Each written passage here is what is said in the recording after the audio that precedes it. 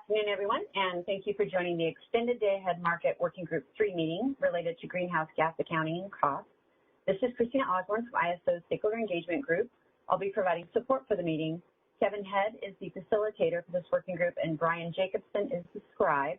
And Phil Pettingale, who is also shown as a panelist, is the coordinator overseeing all three of the active EDAM working groups. Meetings for this particular working group are scheduled weekly on Tuesdays and Thursdays from 1 to 3, and this will run through the week of March 14th. And participation details for those meetings is available on ISO's public calendar. So after I'm finished with my introduction, I'm going to turn it over to Kevin to provide an overview of some potential market optimization approaches, and then he'll review a list of objectives that can be used to assess potential approaches. And then at the end of the presentation, Brian will summarize today's discussion, and then we'll review topics for next week's meeting. So just a couple of reminders. These working groups are intended to be collaborative, and we encourage participants to share ideas and perspectives during these meetings. We did try to leave the phone lines open with the other meetings. That was a bit of a challenge, so so the lines are muted. However, if at any time you do have a question, please raise your hand and a facilitator will call on you. And just as a reminder to please state your name and affiliation first so that the rest of the group knows who's speaking. These working group meetings are recorded and the video files are posted on the corresponding working group web pages. Please request permission from the ISO before reprinting these transcriptions. Stakeholders are also welcome to present their perspectives at these meetings, so if you are interested, please submit a request to present using the link located on the EDAM resources slide, which is located at the very end of this presentation. Also on that slide, we have a link to the Working Group 3 webpage. So that's where you'll find the materials discussed at these meetings and other related information for that group. And then there are other resources linked on that slide to help you engage in the EDAM stakeholder process. So with that, I'm going to go ahead and turn the meeting over to Kevin. Hi, everybody. Just confirming you can hear me come through. Yes. Great. Hey, everybody. Welcome to number 2 of these working group meetings that we're doing around greenhouse gas accounting. As Christina mentioned, I wanted to go over a little bit of the overview of a couple of potential market optimization approaches. And the next one, hey, just a reminder for folks, if they wouldn't mind keeping their phones on mute. I heard a little feedback. The next thing we want to do is discuss a list of objectives. This was something that was raised in last week's meeting, or Tuesday's meeting rather. So hopefully we can tackle both of these topics today. So you'll see the 2 potential goals that we have down there, and I hope that we can achieve both of them. So I'll start with slide 4, which has a little bit of background and is a recap of what we discussed on Tuesday, which is that the wholesale market that the ISO operates matches supply and demand of electricity through a process called market optimization. And one point that I didn't think came across in the last working group was that markets that factor in all of the relevant costs arrive at a least cost efficient dispatch, and they do so by minimizing marginal costs. And I think that it's worth considering, and I do think this is the case, that greenhouse gas costs are marginal costs on resources, so optimizing them would likely lead to a more efficient market solution. To do so, there are 2 commonly discussed options for market optimization for these greenhouse gas costs. One is a resource-specific attribution, and one is an unspecified attribution. There might be other options that exist out in the discussions, in the future discussions, but I want to talk through examples of how a resource-specific attribution would work and how an unspecified attribution would work today. The next slide has a little brief description of what I think resource-specific attribution means. So how this works is it attributes the costs of emissions with generating resources when calculating a market solution. By doing so, the costs of both emitting and non-emitting resources can be co-optimized in such a way that a least cost dispatch can be delivered. And the KISO EIM is an example of how a resource-specific attribution works. So what I want to do in this first part is talk about how the EIM works today. I'm not a subject matter expert on this. We do have a couple of KISO SMEs on the call today in case I mischaracterize or anything.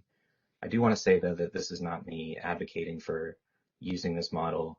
I just want to use it as an illustrative example of how this option could work to set up the conversation we're going to have after this, which is talking about some potential design objectives that we could use to assess market optimization approaches. So the next slide has a brief summary of how the EIM works. And we touched on this a little bit on Monday.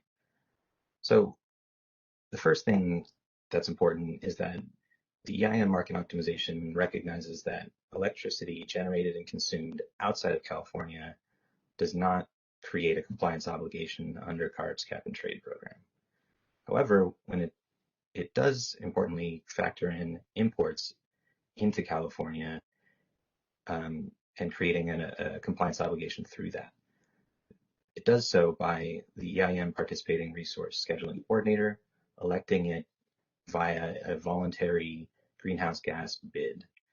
This bid is an hourly and resource by resource specific bid, which it uses to indicate its willingness to serve California load. The next slide has a little bit more background on this. So once all the bids have been submitted, and I'm talking about both California ISO bids and, for example, an EIM, just a single EIM balancing areas bids, and also their energy bids and greenhouse gas bids. The EIM's real-time market software factors all of those in together and matches it up with the forecasted load using the least cost generation and greenhouse bids in both areas, subject to the other constraints that the market uses. If it's optimal, the EIM software will then use an algorithm to deem imports to be delivered to California. The amount that is eligible to be deemed delivered to California is limited both by the greenhouse gas megawatt bid that I was discussing earlier and also the resources base schedule. You don't have to get into the details of exactly how that works right now, but it is an important recent addition to how the EIM works. Deemed imports then create a compliance obligation, and the EIM scheduling coordinator needs to procure and retire allowances for these imports. A note on how tagging works in the EIM. The ETAG generated by an EIM transfer is not resource specific.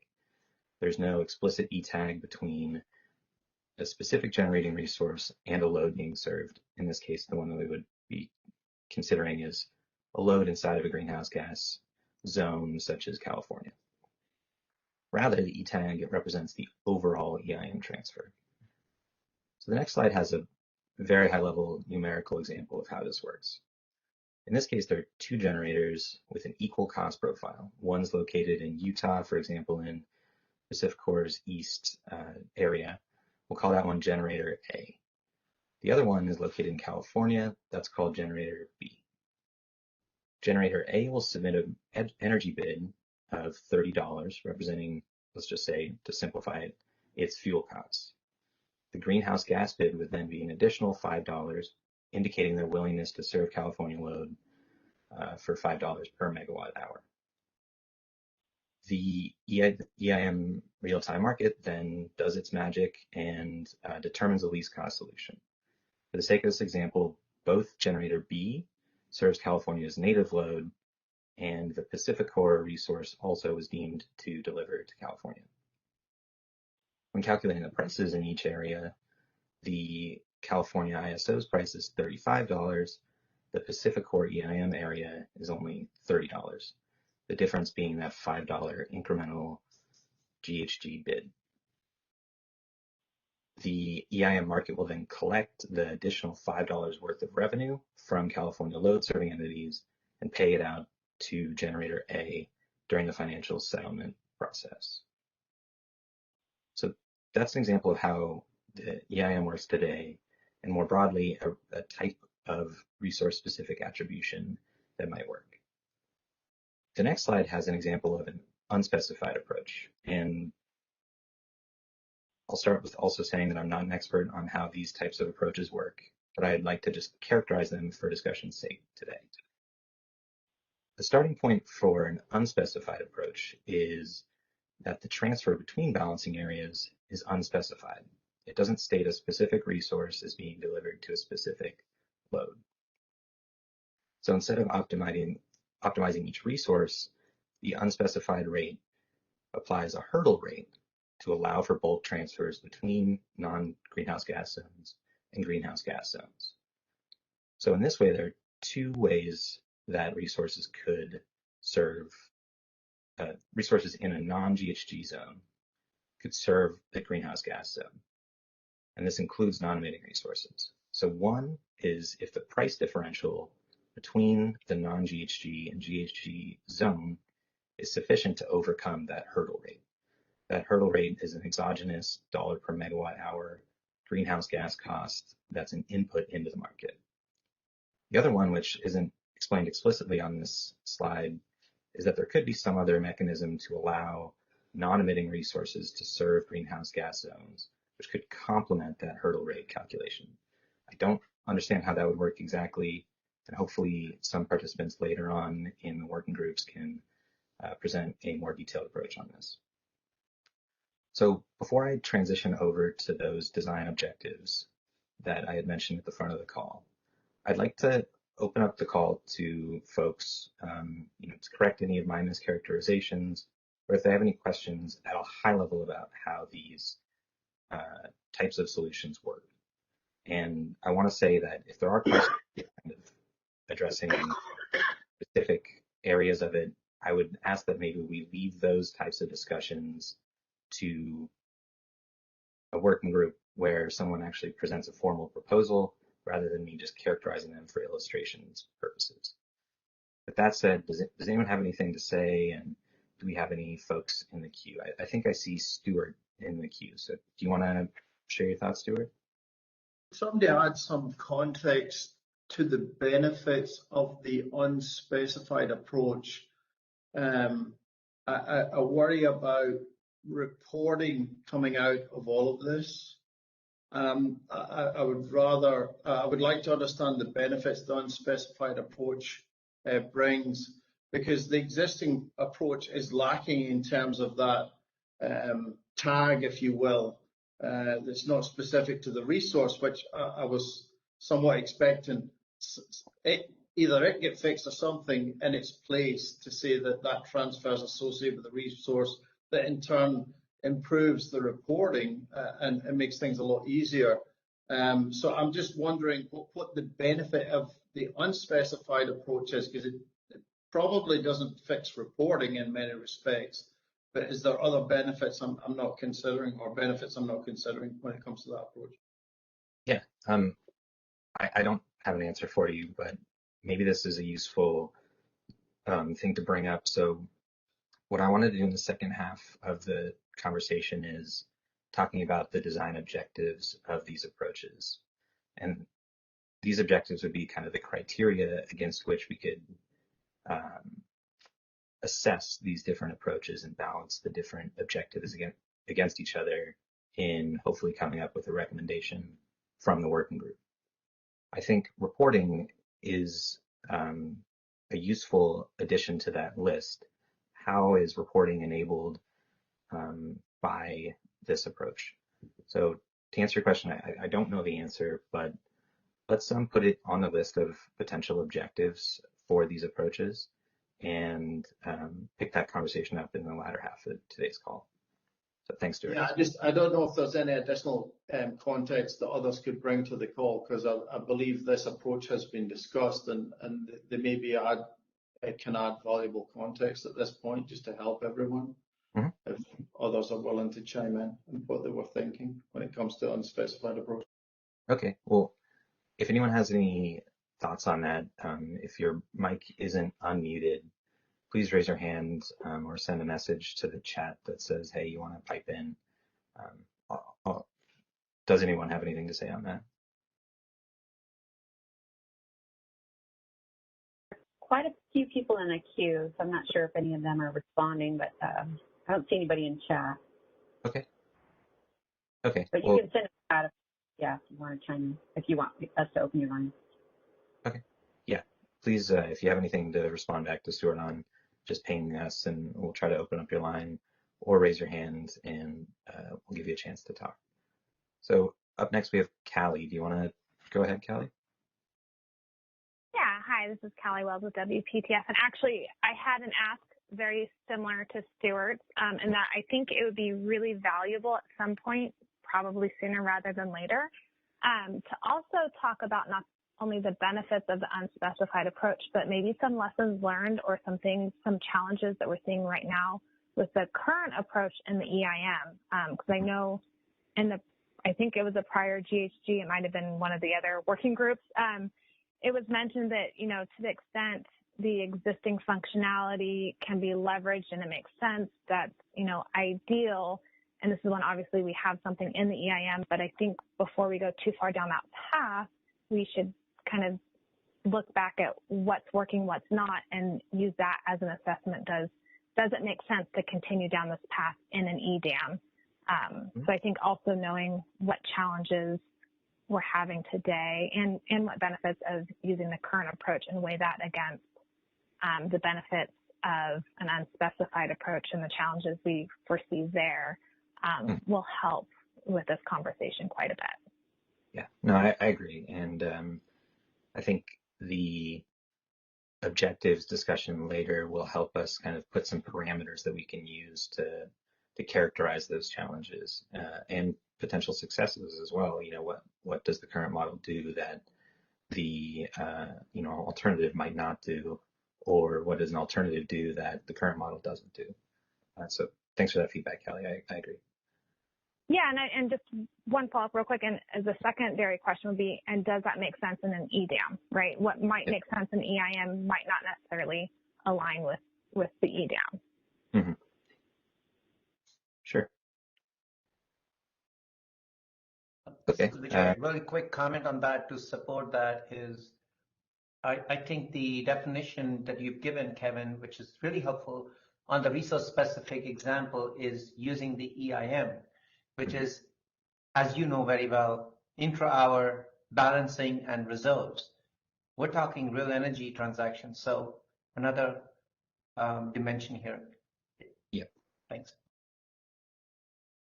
Okay. Great. Who was that speaking? Sorry, I didn't recognize it. Was that Stuart or? That was just speaking? No, that's Vijay with WRA. Oh, yeah, thanks. Yeah, okay. Thanks, Vijay. Next, I think we have Kathleen in the queue. Do you want to go ahead, Kathleen? Sure, yeah, thanks. This is Kathleen Colbert from Vistra. I was going to comment on something different, but I did want to respond to something I heard Vijay say about how we're talking about real energy.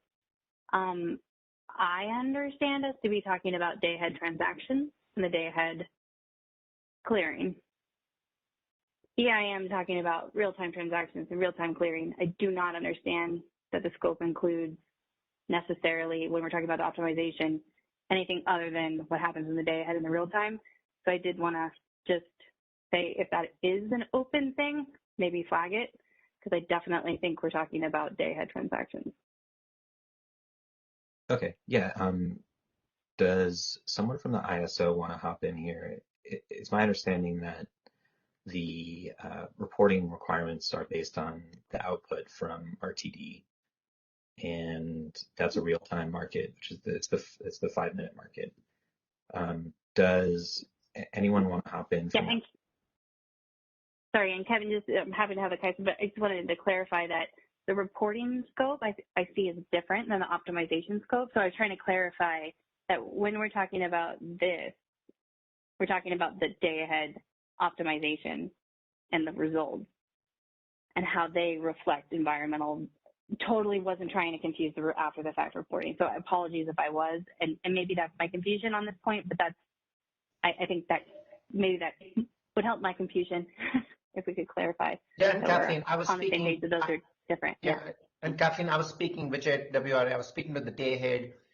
I was trying to ensure that we were looking to the day ahead framework, and that's exactly. I agree with you on the time frame we're talking about. Okay, just checking. Okay, Okay, cool. Thanks, CJ. No, I appreciate that. I got a little confused for a second. Okay. My different topic, and I didn't want to take away from the back and forth on the approach, was just something that jumped out at me while you were going through this, and we talked about in the scope, is it's one problem when you say we have a greenhouse gas compliance, or maybe multiple that we can fit into one greenhouse gas compliance rule set and another non. It's a different problem. I'm not going to say it's harder, just a different problem when we say the thing that we're trying to identify the best approach for is more than one greenhouse gas compliance rule set and an area with non-greenhouse gas. And the reason I just want to flag that for you, because if what we want to focus on in like this iteration of EDAM, assuming EDAM goes live, we'd have an EDAM refinements, I assume. Like if what I'm hearing is let's focus on GHG, a single area of GHG and a non-GHG, and that's what you're trying to keep the scope to, that'd be helpful for me to walk away with, because then I can stop making my problem more complicated in my head that I'm thinking through. I just need, I think, some guidance on scope of if multiple GHG is intended to be a later refinement, a next phase, or if we should make that the problem here. Does that make sense?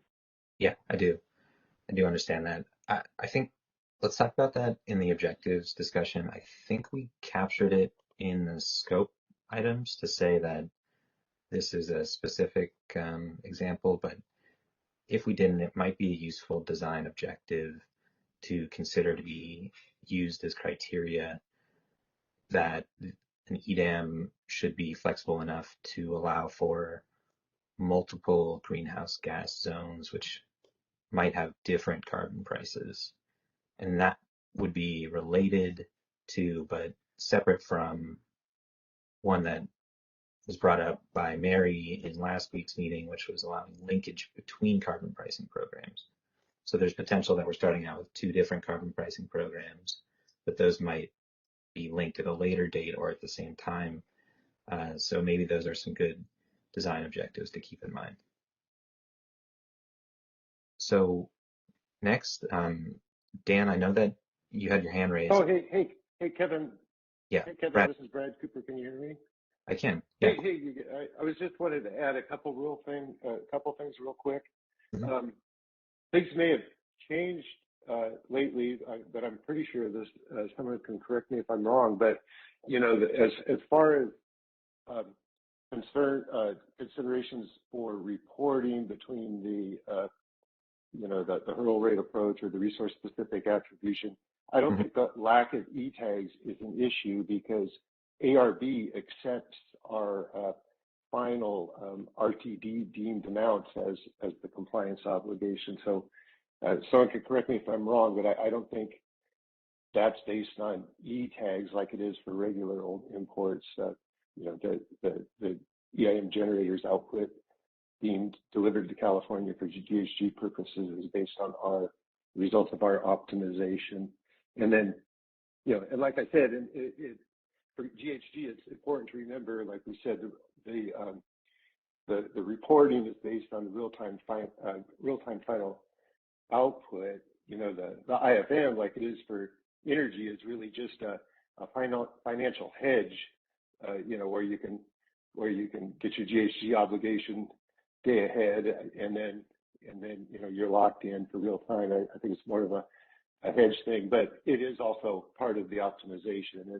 And then so I guess even though, like I say, the reporting is just in real time, I think you would want a consistent approach though between the real time and the day ahead. And Brad, my understanding, Stuart, from LA, that there's a kind of acceptance on a short-term basis pending some changes coming out of EDAM. Maybe worth comparing notes. And I know Cindy Parsons from LA is on and can correct me if I'm wrong. Okay. We definitely happy to take offline on them. Yeah, I think. Okay. I think it's a good discussion on both points. The first being the ETAGs.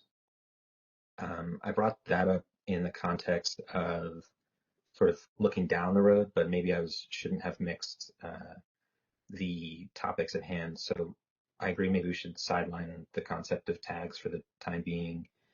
The second one, Brad, I think we're drifting a little bit into how a more detailed design discussion might sound. And I think Stuart's response also is hinting at that. So let's hold off on that discussion just for now. I hope to have a more granular discussion on the resource-specific approach in an upcoming working meeting in the next couple of working meetings. So good points, both of you guys, and I have support this discussion, but let's just hold on to it for a minute. Thanks. So I think the last name that I saw in the queue, and thanks for your patience, Dan, please feel free to raise what you're thinking today. Thanks, Kevin. Dan Williams from Customized Energy Solutions. Can you wind back to page 7? So I want to check my understanding here too that and maybe it was even page 6, so that there is a constraint on the deemed delivered quantity being constrained by the resource-based schedule after the changes that went into place and the election of a GHG bid. But my understanding is that it's not constrained by source to sink transfer capability, but it's only the volume's only constrained by the total transfer out volume of the source BA to its adjacent BAs, and then the transfer in volume of the sink BA relative to its adjacent BAs. So if I just take an example of a wind generator in Puget Sound Energy's BA, if its full production above its base schedule has a GHG bid, as long as there's enough room for that to get from, say, Puget to an adjacent BA, that could be deemed delivered to CAISO as long as there's room to get from an adjacent BA to the CAISO BA. But there's not any sort of check that there's a full path from source to sink for that. Is that correct? I do not know. Does anybody, maybe Abhishek or Brad or George, want to weigh in on how that works specifically in the EIM today? I think George might be able to answer this one. Adam, would you mind seeing if you can unmute George Angelides? Hello, can you hear me? Yes. Oh, thank you. Yes, Kevin, it's a good question and one that we had answered in the EIM discussions regarding this topic before. The greenhouse gas allocation is driven by basically an allocation mechanism that ignores really any transmission constraints that are in the outside area, outside of the greenhouse gas regulation area. It only focuses on the net import transfer into the greenhouse gas regulation area. In this case, we're talking about the California state, as is composed of the union of BAAs in it. And it just turns around and allocates this amount of net import transfer to all the resources that they have greenhouse gas bids outside of the greenhouse gas regulation area in merit order, essentially. There is no consideration of transmission limitations in the outside network in this allocation. So Dan is correct on his saying that. Thank you. Okay. Dan, did that answer your question? Great. Yeah, thanks. That's what I thought. I just had been quite a long time since we talked about that, so I wanted to just check that I was still remembering correctly. Yep. Thanks. Christina, do we have anybody else in the queue? Actually have several people. Yes, Spies. Just so you know. Yeah. Great. Well, next I see Jeff Spies. Jeff, do you want to weigh in here? Hi, good afternoon, Kevin. Just confirming you can hear me okay? I can, yeah. Great, thanks. This is Jeff Spies with PowerX. This has been a really good conversation so far, and I think it might have been Stuart earlier that was asking for some context on some of these thoughts. And I think the slide that you had about the unspecified approach reminded me to some extent about some of the concepts that the EIM entities had been thinking about, at least at a conceptual level, over the last couple of years. And but maybe just starting with the EIM, given that's the conversation we were just having. Mm-hmm. I think George, in response to Dan, was doing a really good job of explaining some of the challenges there. Essentially, the EIM algorithm deems resources according to in priority order from cleanest to dirtiest, essentially. And as George was pointing out, there's some limitations of that approach. What we found in the EIM is that it can deem resources that were already running and base scheduled to be meeting load outside of outside of California, even when there was, so essentially you've already got a resource running and it's scheduled, it can be deemed. And as George pointed out, it may be that there isn't transmission connectivity to California either. And it's a really difficult problem to solve from a algorithm point of view. We worked a lot with George in the past and others at the CAISO trying to think through solutions to this, but fundamentally the issue is that the market is simultaneously solving for all of the load across the entire footprint. There's no specific connection between an individual resource being delivered to an individual load. And so from PowerX's point of view, I think the conclusion that we got to was that the challenges that we saw in the EIM, they are limited to some extent because of the fact that the limitation is to quantities above your base schedule as far as how much can be deemed. There are some natural ways that the outcomes have been limited, and given that it's a real-time imbalance market, it's just smaller in a general sense. But those types of challenges that we've grappled with in the EIM, we don't see them as being expandable to just take that approach into the day-ahead market, because first of all, you just have such a larger volume of transactions, but also, as a few people have raised, it's likely that there's going to be multiple jurisdictions too. It's not just going to be California that's trying to account for GHG emissions. So the complexity of the problem, and just given the challenges we've already had in the EIM, make it really difficult. And so, one of the thoughts that we've been contemplating was that we shouldn't be trying to be more granular or more precise than what is accurately achievable. And that kind of leads to this other concept, and which sounds somewhat like the unspecified approach that you were referring to before. And the way we've been thinking about that in the past, and this could be something we might get into more detail at some point later, but is not so much to say everything is unspecified necessarily, but that absent more information and some way to validate a clean resource going into a GHG zone, that the starting point is you assume it's unspecified.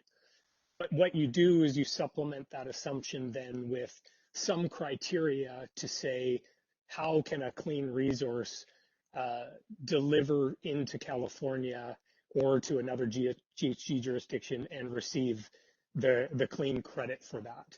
And, if I just think of kind of how that works today in the context of the bilateral markets, there are various criteria associated with contracts and transmission, et cetera. And, it might be that in an EDAM context, you'd have a different set of criteria, but fundamentally, if you absent further information, the starting point is it's unspecified, and then you look to ways to identify which resources should legitimately be able to be claimed as clean.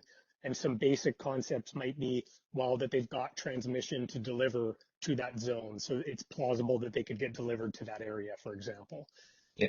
So that's kind of some of the thoughts that we've been contemplating in the past as a group around ways to find a starting point that we're comfortable with, that we think is not going beyond what is accurate, but making sure that, ultimately we still have to enable clean energy transactions and enable those types of resources to be accounted for and be able to, get the value that they're looking for. Yeah. A lot of really good thoughts there. And I think it'll dovetail in with the discussion that I hope to have later in today's session, which is coming up with some objectives. So, maybe while we're going through the rest of the comments that folks raise, we have a little bit of a line in the queue. Maybe think about how that can be translated into a design objective that we can add to the list that we have going currently. But thank you, Jeff. I appreciate all those thoughts. Ajay, do you want to go ahead? Sure, thank you. Then we'll go to Dan. Dan was first, and then we. Yeah, exactly. I thought a couple of others were before me. Oh, okay. Looks like Dan lowered. Dan, did you have a question? Nope, just forgot to lower my hand. Thanks. Oh, no problem. Okay. Vijay, you can go ahead. Thank you. And I think Mary had a question too, but so I really appreciate this, Kevin and the CalISO team. Maybe I'm being very naive, so I'm asking a question, not making a position. Is your example from the EIM is the resource specific attribution. Can I very loosely connect that with it being source or generation based versus the unspecified being following the electrons to where the load is being served depending on the greenhouse gas zones or not? So that's question one. And question two, in the meeting we had on Tuesday, I think we haven't yet agreed on what will be the compliance footprint, my words only. Like, remember you had LSE, BA, greenhouse gas zone.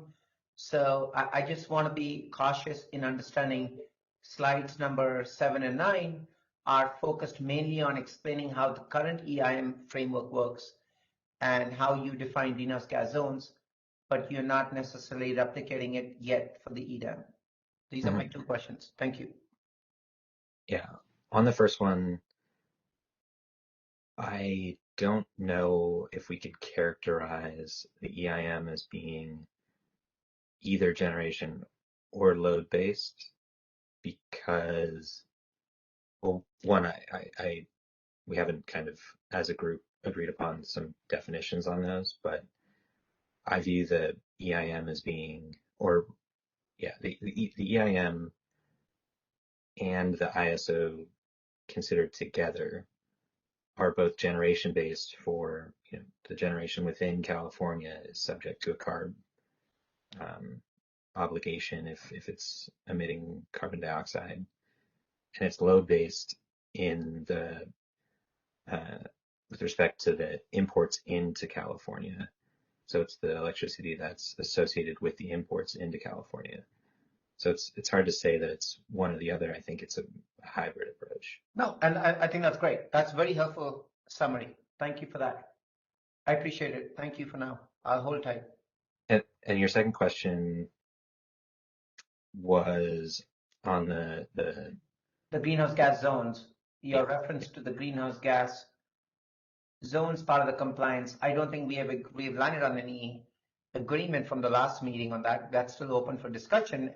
And the reason why I bring it up, because I couldn't bring it up on the Tuesday call, is, as you know very well, the means to moving the electrons is transmission. And transmission in EDAM is being, my words, unit of analysis is unit of framework is BAAs right now in the transmission proposal. So I urge caution and dialogue with everybody to keep transmission in mind. If transmission is being hooked to BAAs, how do you want the metric for greenhouse gas to be in terms of the sandbox you operate in? I don't mind the sandbox not being BAA level, but if it would be a greenhouse gas zone that we agree on, that's different from being a BAA or LSE, then we need to be mindful. I am open to any ideas of creativity. We put man on the moon. We can solve this. I just want to be mindful about how we look into that. Thank you. Yeah.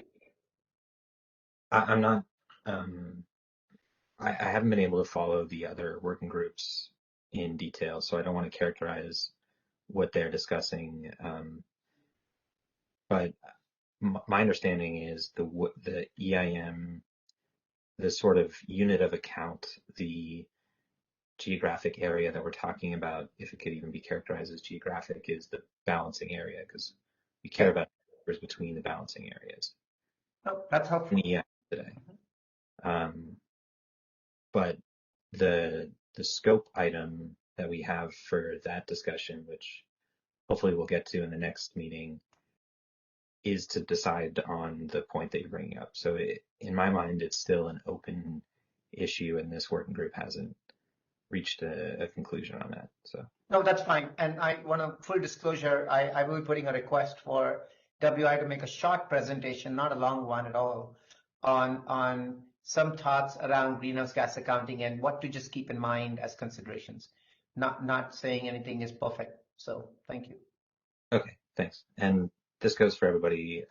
Please, if you're interested in giving a presentation, we have that link that's at the very bottom of the slide deck from today, which the slide deck itself is posted on the website on the working group 3 page. So just please follow that protocol just so we can give everyone a fair shot at it. Next, I'll go to Doug. Can you introduce yourself, Doug? Yeah, can you hear me? Hi, yeah.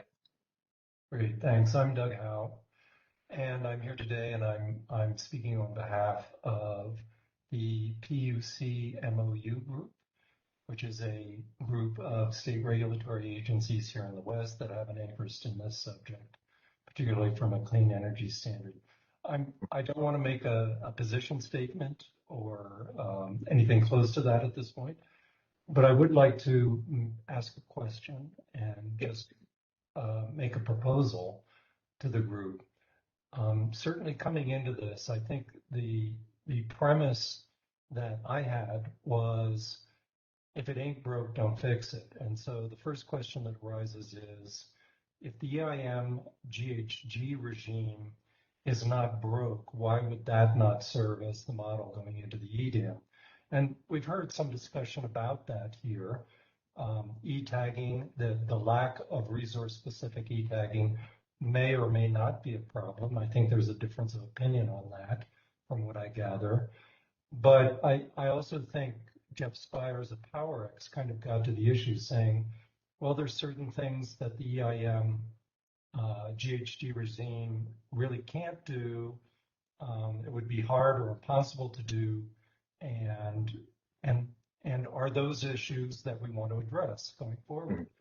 And I think my response is, I have no idea at this point whether those are issues that should be addressed at this point. So the proposal is, it would be helpful, I think, if some party, and I'm kind of looking at PowerX here, would be willing to do a short presentation on what the current EIM GHG regime cannot do, either technically or because of design decisions, and whether or not it would be useful to think about incorporating those, or if they can't be incorporated technically, do we need to throw out the whole regime and start over again? So I'll stop there and turn it back to you. Yeah, so is this coming from the context of what we've been more focused on today, which is how a market would optimize the costs? Or are you asking from, it seemed like you were coming from the clean energy RPS standards type discussion, and how are these transactions kind of traced and reported through or from a wholesale, in this case, day-ahead market? Well, I guess from my perspective, the e-tagging issue is not that important, but it might be to other people here. And so it would be nice to hear from them about why that's important. I think I'm more coming from the perspective of how do we incorporate the clean energy standards of at least one state and soon 2 states into the optimization design. The EIM already does this. And so my coming in premise was, if the EIM does this already, why that not simply be carried over to the EDAM?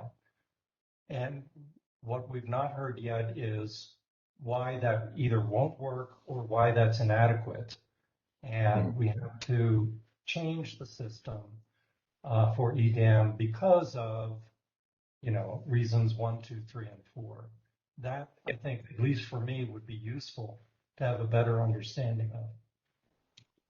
Okay. I think it's a great question, and I'm just taking a note here. So I don't want to speak for PowerX, but I definitely do agree that this would be a great topic for a future discussion, and we'll see how that can kind of fit in with the list. But Doug, point well taken. What I was taking notes on was the, as I mentioned, I'd like to maybe in the next 10 minutes or so transition to the topic of the design objectives, which we can consider adding into those design objectives starting from the status quo and saying, what's the incremental lift, which kind of might tie into the technical feasibility piece of it, but it seems a little different. But anyway, point well taken, Doug, and I will include that in the list of potential objectives to add, and secondarily, think about where it can fit into the schedule. So thank you, appreciate that. And let's see, I think Mary we have next, is that right? Yeah, sure, go ahead. Hi, Mary. Sure, can you hear me? Yeah. Great. So this is Mary Linki with the Public Generating Pool. And I think just to react a little bit to what some of the different commenters have said, and I appreciate the way that you all teed this up.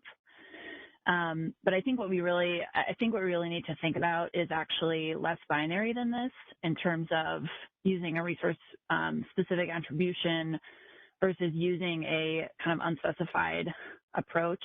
I think at the end of the day, we probably are going to need a combination of the two.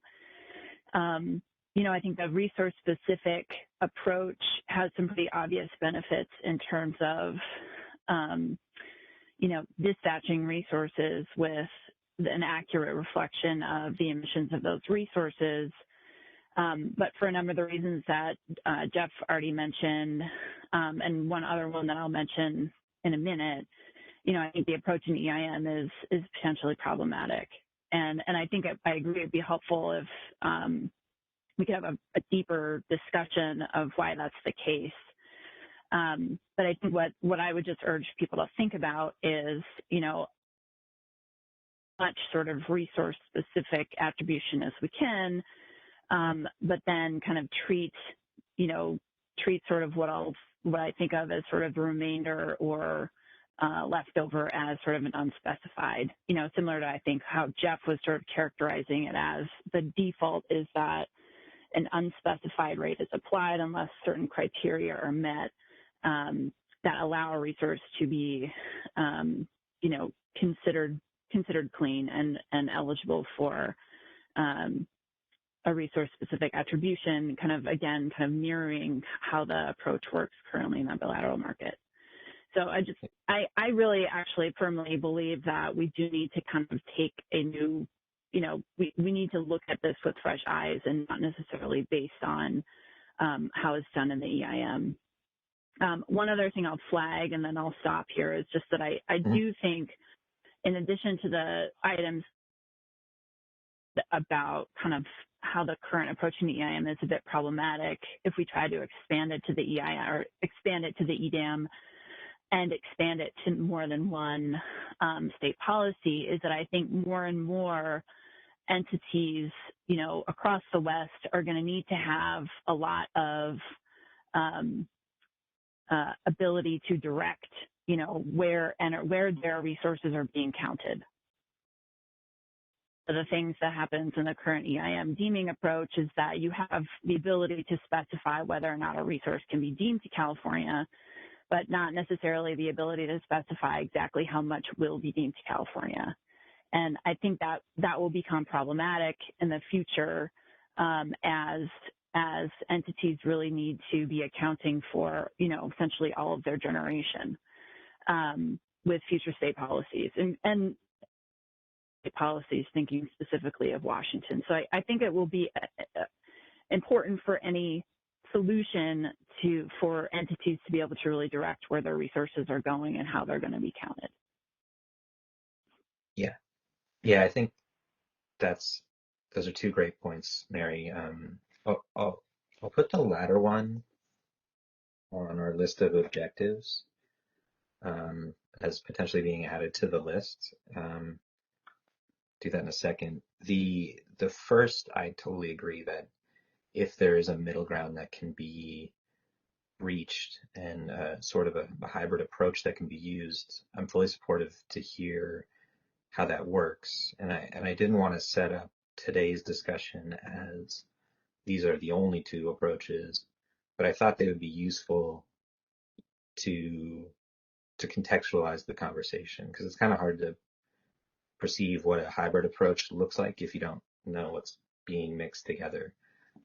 So I think that when we really get into folks offering formal proposals of different approaches to this market optimization question, we should dig into those types of ideas. And we could even, instead of having folks coming and preparing a formal argument, we can have sort of a brainstorming session, or maybe we can have some of those conversations offline and allow folks to come in with a post-brainstorming, pre-formal proposal type idea.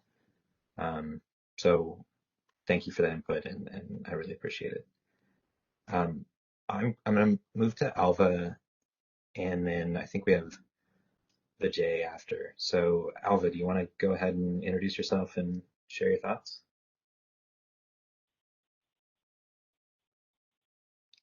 Alva, we can't hear you. No, they just unmuted me. Thank you. I'm Alva Svoboda from PG&E. I think there's been a lot of refinements to what you presented as the unspecified approach, but I just wanted to point out one other, or ask whether another difficulty with the unspecified approach is, given that a lot of the benefits of EDAM are supposed to be in improved unit commitment, the unspecified approach is fundamentally flawed in dealing with startup and minimum load costs. In fact, I think that works towards more resource specificity, and would agree with the comments that were just made about that subject. I think there may be great problems with the current approach because of the sort of the accounting nature of it, but I do think the commitment costs have to be correctly represented for this to actually yield an improved market solution. Okay. So would it be, I know I keep talking about this sort of amorphous list of design objectives, but would adding one of those to be accurate unit commitment based on cost? Yeah, and that's a good way of direction. Yeah, and by the way, I think Jeff presented a more nuanced view, and I think he might well be capable of, running rings around this one as well. And I'd like to hear his version of how you could still, essentially make use of a hurdle rate or an unspecified approach to simplify in the EDAM without sacrificing the unit commitment benefits. Yeah, I think, and again, I don't want to speak for PowerX or put them on the spot or anything, but I do think that if we have a more holistic presentation of how that unspecified approach works, we could definitely get into these discussions. So yeah. Thanks, Alva, for raising those, and I've added it to the list of potential objectives to consider. And I'm just taking a look at the list here. I think all we had left was the J. Do you want? Yeah, I'll be real quick. I think if I was to combine the comments by Jeff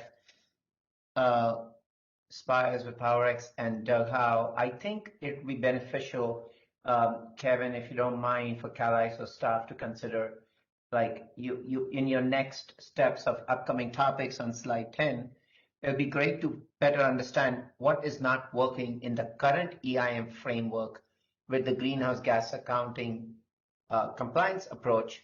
If we had to add in the EDAM, as we all agree, EDAM is building on the EIM. It's meant for the EIM entities to enter the market. So let's get really basic here and ask ourselves, is the EIM greenhouse gas accounting approach going to fit in the EDAM framework? To me, that's the very big policy question.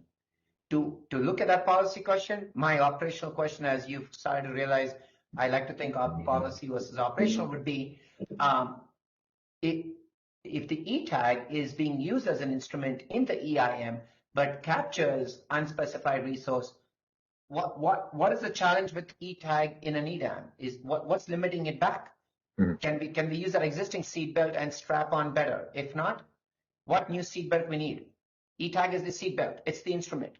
So I don't want to get too much bogged down yet, though that's all important. But I think Jeff or others who have more, bluntly speaking, assets and skin in the game, or others who transact more, should be able to please share with us and educate where and how is the current EIM greenhouse gas accounting approach not going to be feasible in the EDAM or not practical given state requirements and other things.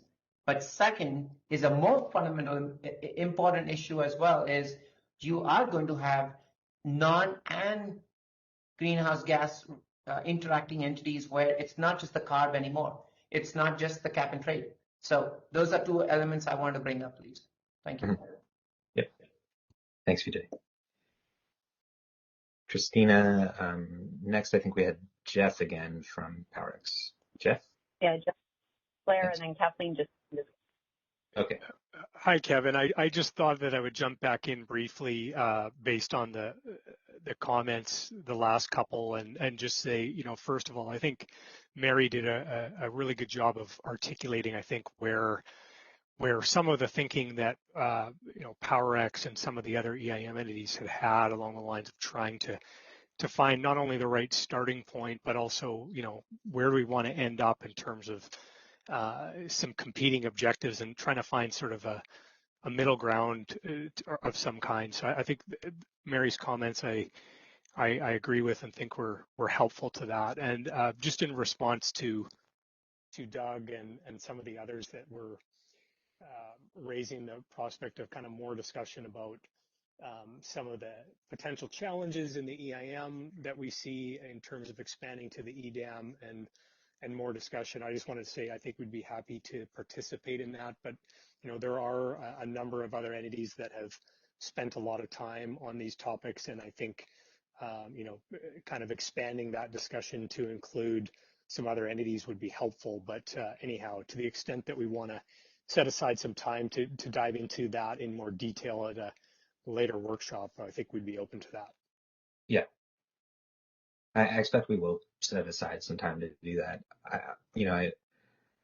I'd like to give proponents of that approach, the one being the resource specific or the kind of expansion of the EIM model, into the day ahead with some potential revisions if needed, considering there's a different market horizon.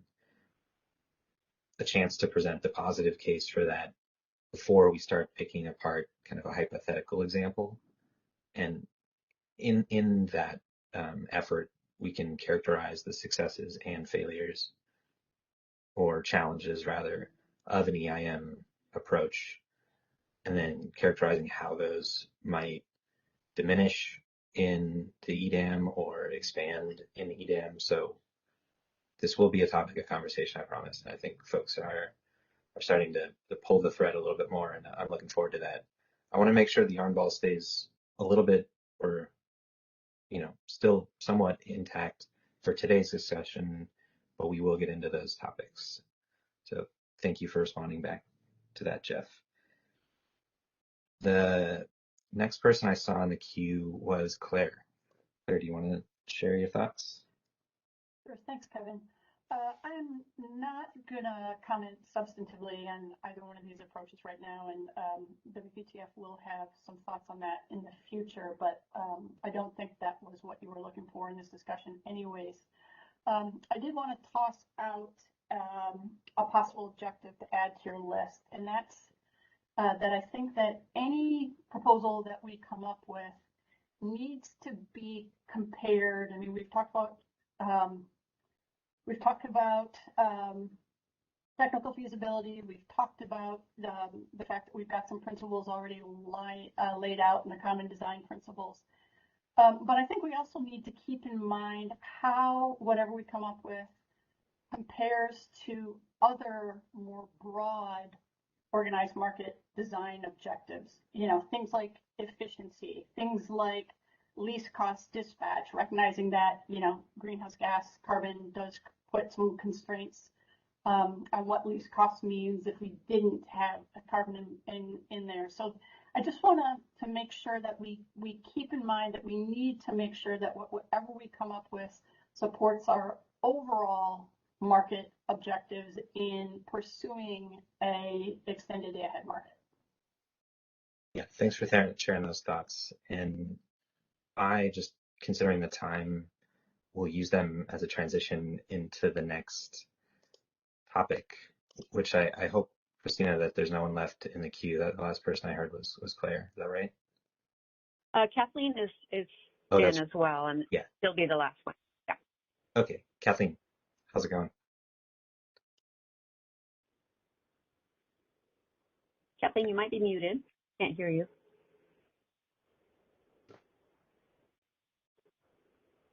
Oh, I was muted, but not unable to unmute myself. So thanks to the producer. Appreciate being unmuted. Yeah, no, thanks for the opportunity. I promise it's short and sweet so you can transition. I'm also focusing on the objective. Just wanted to reiterate, I think I said, like, some of my big hallmarks are, let's not let perfect be the enemy of the good, and let's not reinvent the wheel. And I think we've talked, so I like this, I was listening to this conversation, super helpful.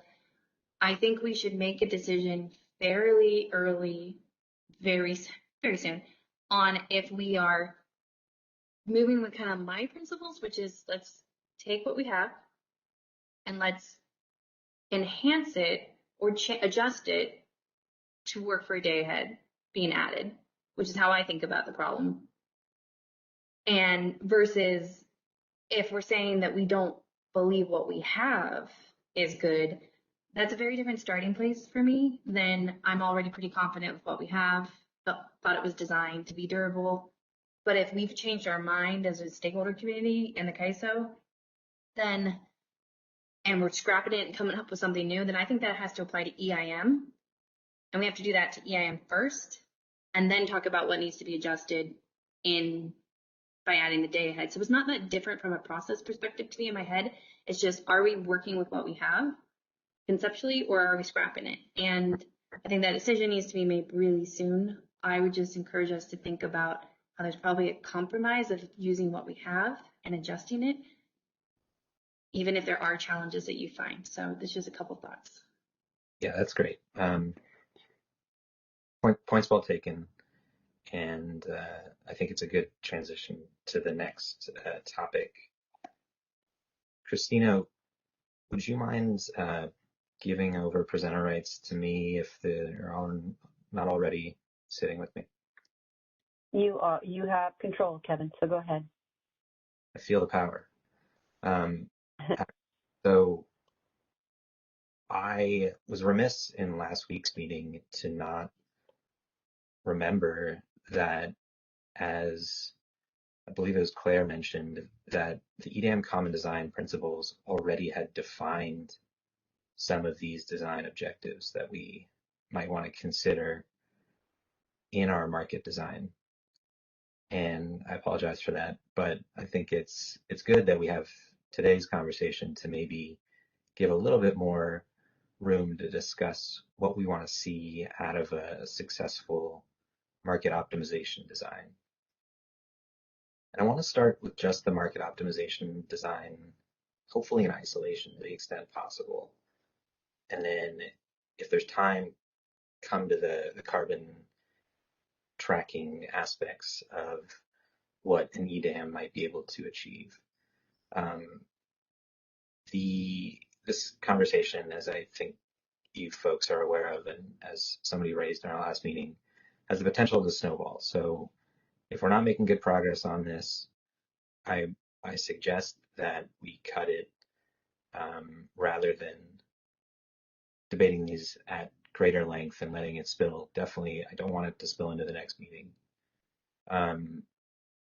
What I want to hopefully get out of this is come up with a relatively brief list of design objectives that we can use as criteria to assess different market design approaches for building optimization.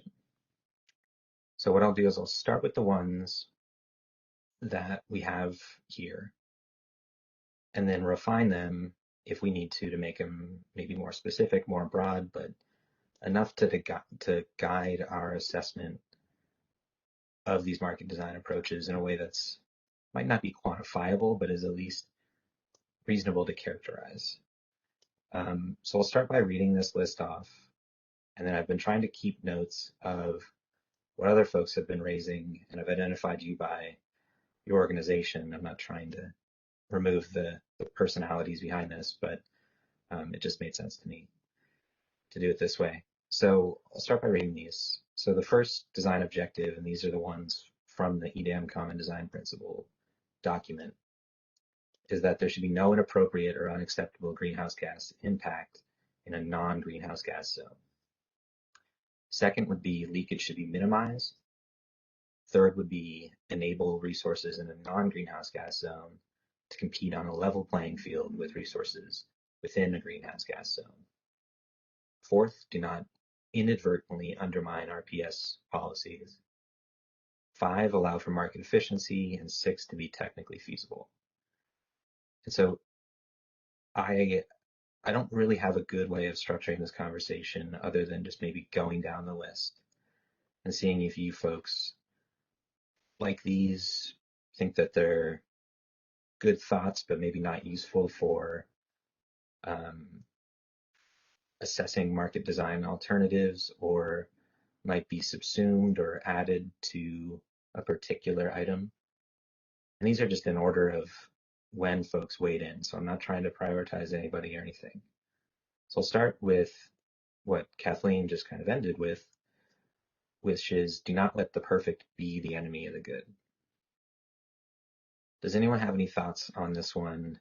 And maybe I'll give somebody else a shot other than Kathleen, because you had raised this one. So, and I think did a good job characterizing the benefits behind it. So the people I see in the queue are Stuart and Vijay. If anybody else wants to weigh in, please raise your hand so we can get your thoughts documented in this working group. So start off with Stuart. Evan, I'll wait till you get to item number 3. My comment pertains to 3, so thanks. Oh, okay. Vijay, do you want to weigh in on this one? I have the same view as Stuart. I would like to prefer to comment on 3 and 6, so I can wait. I'll stay in line. Okay, let me number these just so we're not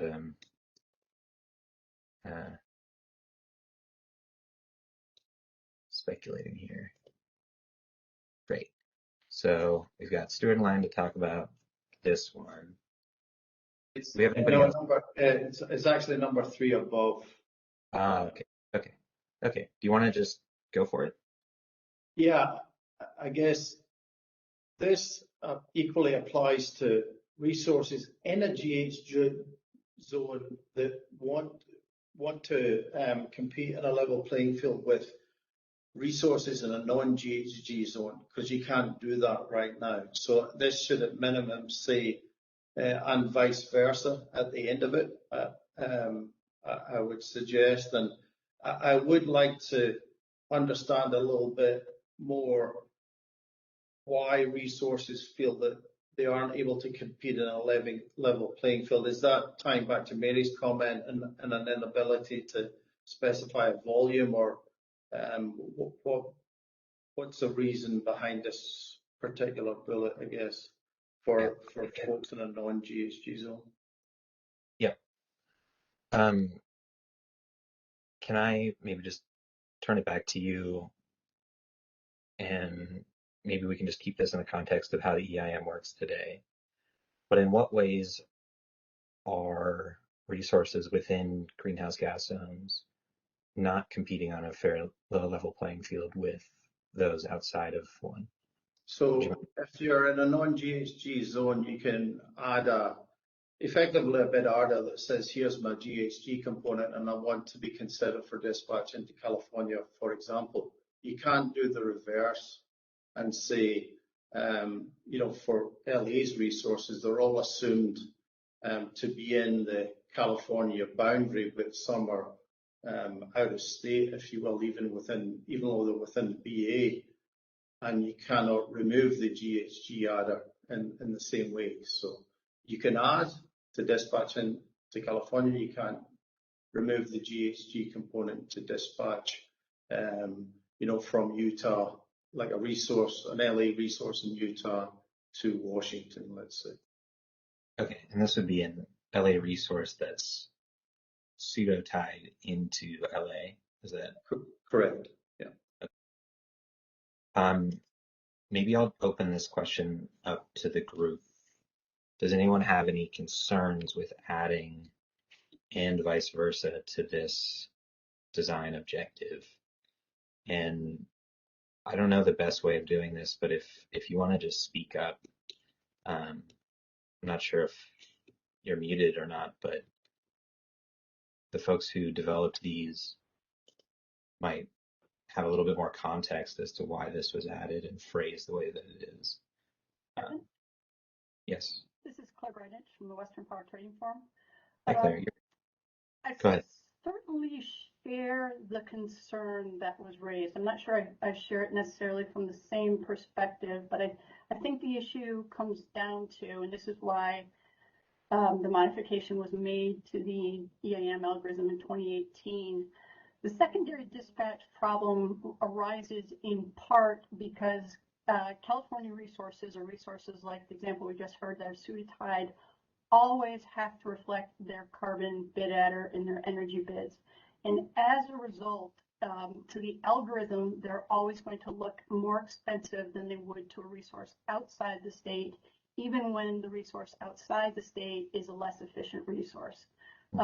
So I'm certainly would be interested in exploring whether there are ways to mitigate, other ways to mitigate that. And I know, part of the thinking around a non-resource specific option, I think that drives some of it, but there may be some other ways to do it. So I would support reflecting that concept in some way as an objective. Okay, and just so I understand, so if a resource is pseudo-tied into California, how are they disadvantaged? Because can't they just submit a lower bid that doesn't factor in their greenhouse gas costs?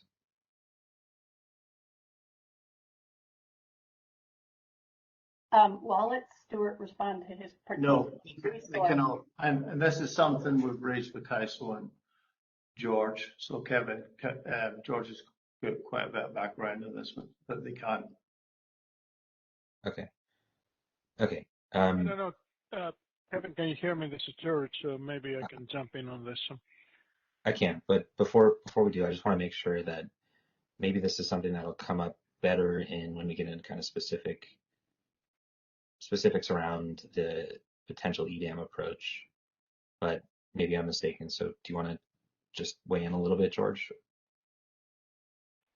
Yes, it's not a new issue. We have run into this before, and it basically, it's not really related to pseudo-tie resources, but to resources that are within a balancing authority area, but still outside the greenhouse gas regulation area. So Stuart specifically refers to resources that are not in California, but still part of the LDWP balancing authority area. And because our current EIM greenhouse gas regulation cost model is based on the fundamental elements of balancing authority areas, constructing the greenhouse gas regulation area, this results in the unfortunate inclusion of these resources into the greenhouse gas regulation area, which doesn't provide them the ability to participate in EIM, because we're talking about the EIM here, on the same footing with other resources that are outside the greenhouse gas regulation area, which have the benefit of separating their energy bid for energy that is going to be consumed outside the greenhouse gas regulation area, as reflected by their energy bid, and energy, the cost of energy that is going to be consumed inside the greenhouse gas regulation area, which has another, what we refer to as the greenhouse gas bid. And in our previous discussions, we did realize that this is a limitation of the existing model that we use in EIM, which basically aligns the boundary of the greenhouse gas regulation area with balancing authority area boundaries, but this limitation can be overcome with an expansion on the design, or would actually result in the definition of a greenhouse gas area to be independent from the definition of the balancing authority area. Okay. Of course, I'm gonna catch you there. More complicated. Yeah. So I think that's what Stuart is referring to. Okay. Yeah. I love the cliffhanger, George. You're keeping us on our edge of our seats. So we will get to that, I promise. It sounded like, though, Claire was coming from it from a different perspective. Claire, am I just misunderstanding what you were saying, or were you coming from a different perspective? I was coming from a different perspective, and I don't necessarily, I don't want to explore that perspective per se, Okay. but I do think there are some issues with respect to the competitiveness of fossil resources within California under our current model, vis-a-vis resources outside of California, that I think are, and I think it's worth a second look at whether there are other ways to address those competitiveness impacts and still achieve the outcome we're looking for. Okay, great. So I think the design objective as written captures those points. While we're talking about 3, does anyone have any concerns with kind of establishing this one as a design objective of an EDAM optimization? This is Vijay with WRA. I had my hand raised. Yeah.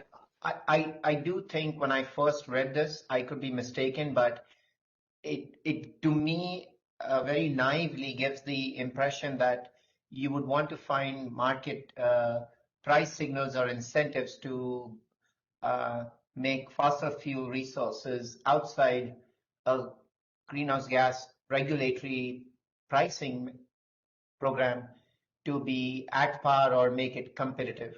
And I think it should go down to economics. So what is the cost of resources fixed and operational to dispatch? So from that angle, when I read the first part with that, before Claire added the other suggestion, to me it seems, I'm asking, is this trying to enable equal competition of fossil fuel resources outside greenhouse gas zones to be at par with, say, non-fossil fuel resources that are keeping up or responding to the greenhouse gas requirements in a greenhouse gas zone? So to me, that's the unintended impact I'm just frankly questioning. Other than that, I'm open for dialogue here. And the last comment is on number 6, technically feasible. It'll be helpful to clarify what you mean by technically feasible. You mean like solvable feasible, like makes the operational simulations run? Or it means technically feasible, like you have enough price discovery on the cost of the resources and everything? Not sure what you meant by number 6. Thank you. Yeah. I think what you bring up on your first question is a reasonable point. I don't know how to answer it though. So, you know, do you have any concerns with? Yeah, I do have a fundamental concern is if you're going to create a market design or a price signal that incentivizes fossil fuel resource in, say, Utah, my favorite state, Utah, where I live right now, or Nevada or Idaho, to be at par with a renewable energy resource out of Washington, Oregon, or whatever, or vice versa. Vice versa, you have a fossil fuel generator in California being allowed to cost. That won't happen because it's not a non-GHG zone, but you do have fossil fuel generators even in California that are not required by cap and trade. And if they're going to compete with solar generation from intermountain states, is that going to be fair if you're creating a market design to make it competitive? It should let the market price signals influence that. Or you're going to have the West Virginia problem in PJM that's happening. Thank you. Yeah, thanks. Yeah. I think point well taken, and maybe I didn't characterize this at the beginning. In my view, these aren't hard and fast. All of these need to be met in order for this market design to be considered successful. It's something that will need to balance between each other. So with that in mind, if we leave this in, considering that it won't be the sole criteria to sign off on it, today, do you have concerns about it? Or is it something maybe we can bring up in a later, once we get into the more specifics of the design proposals, to give you a chance to assess the specifics of a design proposal? Hey, Kevin, it's Dave Rubin with NV. Dave. When we worked on this criteria, and I appreciate the points folks have been making, we looked at it a fundamentally different way. And why I think this criteria may be the most important, and certainly when you look at trying to come up with something that's not going to be unduly discriminatory and pass the Federal Power Act test, it's vital. And this really was our concern with an unspecified hurdle rate. So that if you had two solar resources, one on the California side of the border, one on the Nevada side of the border, the Nevada one bids 10, the California one bids 12, and you have a $3 hurdle rate and dispatch to California, that to us is a fundamentally flawed market design. And why we have an absolute concern with an unspecified hurdle rate. If you have non-emitting solar or hydro outside the GHG zone, they have to have some sort of unit-specific way to compete in the market without being penalized as if there's some kind of emitting resource. Because if we don't, we're going to have a huge problem with favoritism of solar resources or hydro resources within the zone. So this is very helpful and a very quick response to David's comment. Very, very insightful, very good context. Maybe there needs to be some thought on the enable what kind of resources in the non-greenhouse gas zone. I think there needs to be some clarity around that, because I think that gets to Dave's desire for resource specificity that is attributed to the non-greenhouse gas zone. Then I'm fine with it. Otherwise, number 3 really questions the whole premise of the EDAM to integrate all kinds of resources in a way that's market competitive. Yeah. So one thing that I'm not sure if everybody can see this suggestion, and Claire, if you want to jump in if I'm not saying it correctly, because I, for some reason, can't see the chat, but I think you suggested adding enable similarly situated resources, which I think might be an add-on here. What do you think, Claire? Can you explain why that would perhaps address? That was my intent. I wasn't suggesting that we're looking for ways to make fossil competitive with zero emission resources in greenhouse gas compliance regimes. I was suggesting that to the extent feasible, we should look to make, clean generation in the greenhouse gas zone on a level playing field with clean generation outside. Similarly, gas resources within the carbon zone on a level playing field with gas resources outside that zone. So that was my suggestion to try to address the concern, would be to add the phrase similarly situated before resources. Thank you. Okay. Hey, Kevin, this is Kathleen Colbert from Vistra. Can I make a comment? Yeah. And maybe this is also to help transition a bit, but so like I just wanted to note that I read these, but I'm trying to read them fairly broadly. Mm-hmm. So wordsmithing all well and good, but I would just encourage the entire group to kind of think about them as general.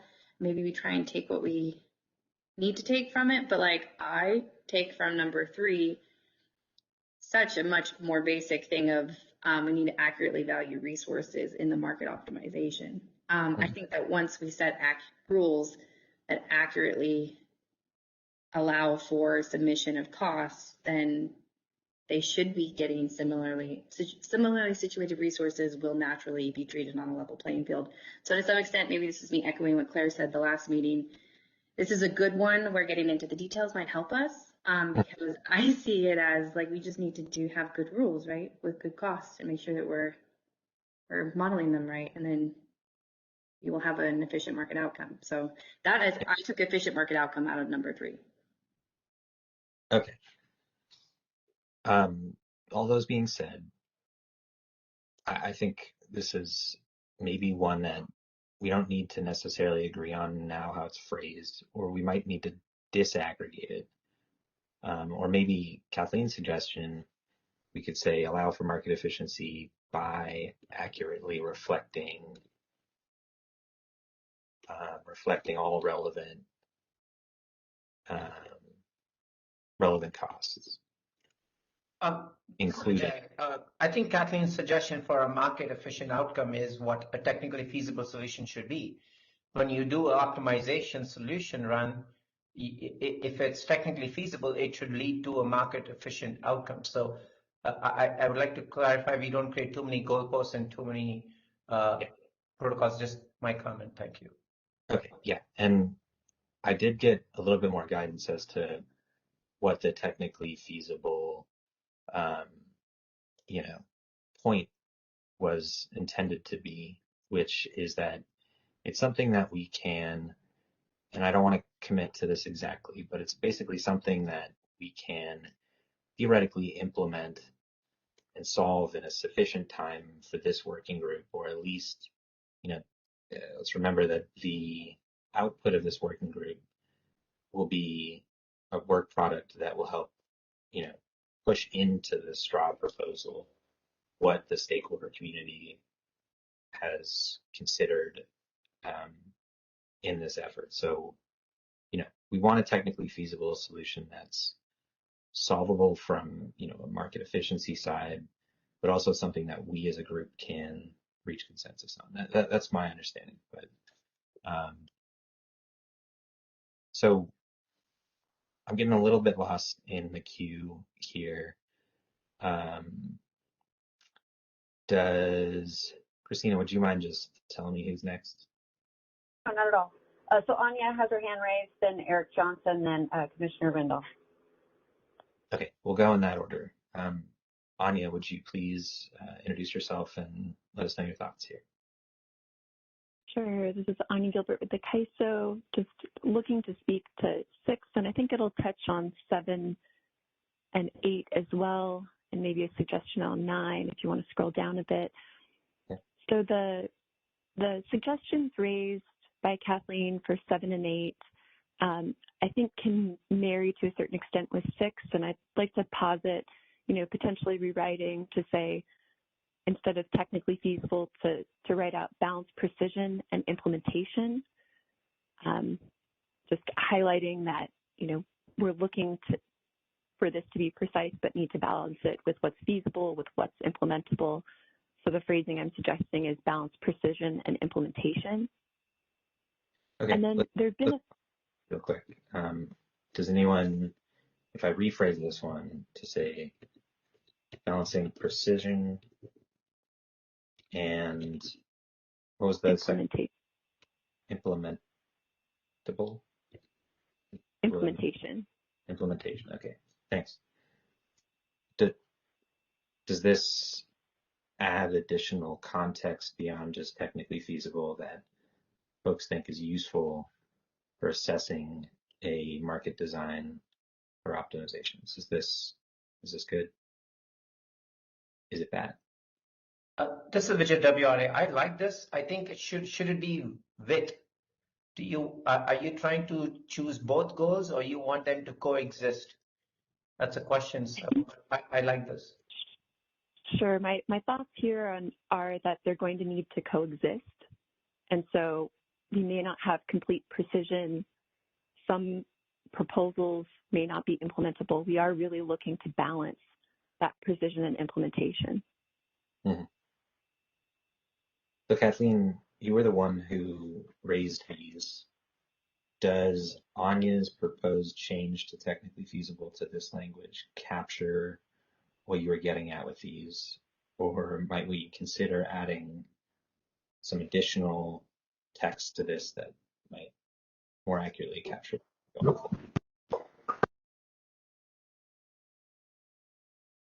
Kathleen?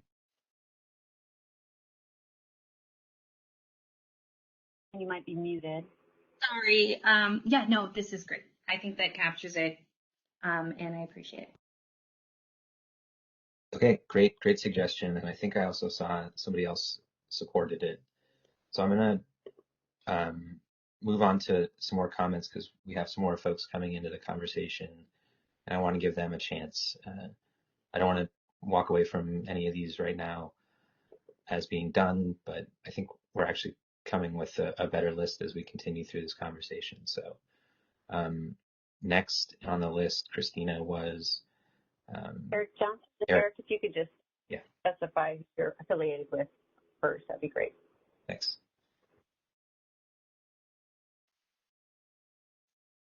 Eric, we can't hear you if you're speaking. Okay, there we go. Thanks. This is Eric Johnson. I'm with the city of Pasadena. Hi, Eric. And my comment was actually back up on number 3. Great. It just seemed that adding the additional language really muddies the water with that. Okay. By enabling resources in non-GHG zones to compete on a level playing field with resources inside the GHG zone, pretty much said it all.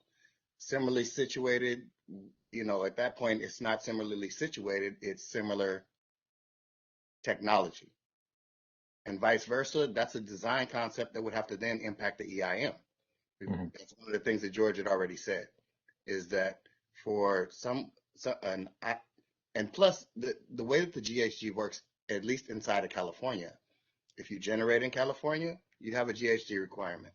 Mm-hmm. If you're the first importer into California, you have a GHG requirement.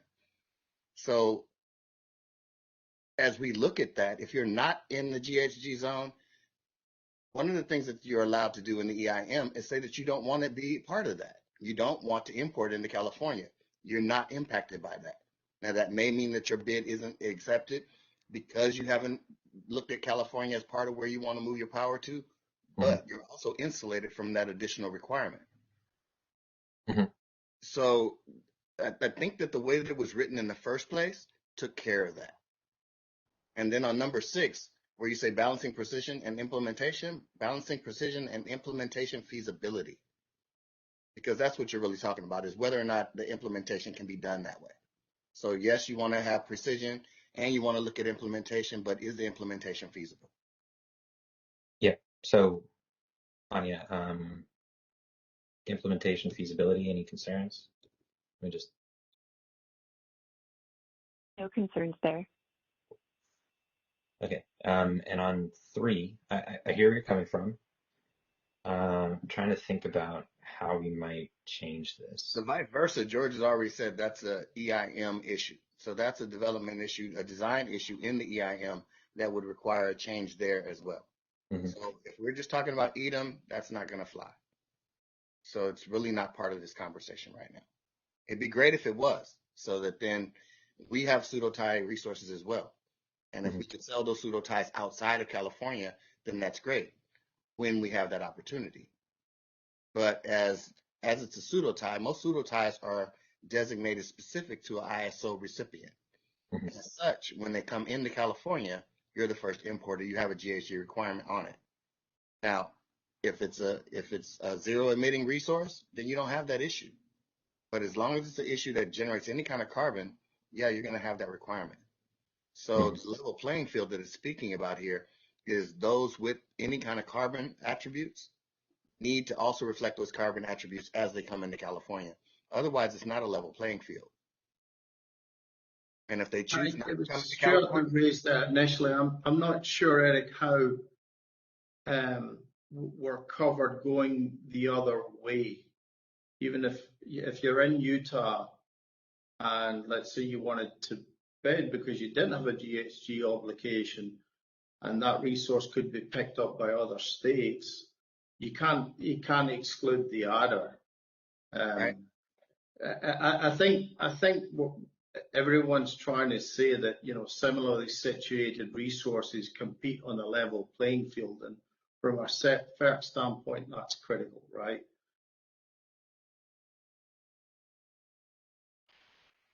Yeah, I'm struggling with that. I kind of hear what you're saying, but the other side of that is that if they're in a non-GHG zone, the problem right now is that if we show it, then it will be considered resource shuffling. So we still have that GHG attribute that we have to pay on. So it doesn't matter for those inside of the GHG zone, at least if you're in California. Therein lies the twist. As long as it's still part of the ISO market, we'd have to actually take it out of the ISO market, do a bilateral so that we could then sell it someplace else so that we'd be able to get around that GHG attribute. You see what I mean? So it's a much more complicated thing. Yeah, I don't disagree at all that it's more complicated. And when you bring in the resource shuffling, I think just the general point is there needs to be a level playing field, living within whatever rules there are. Right, and that's kind of why that's why the similarly situated, it's a good concept, but I don't think it's something that we'd be able to accomplish given the rules that we actually deal with. Yeah, and I guess that ties to number 6, the add-on to number 6 here as well. Right. So, Eric, is your concern that based on the premise that EIM is off limits for change and we're only discussing EDAM changes, or is it coming from somewhere else? It's two things.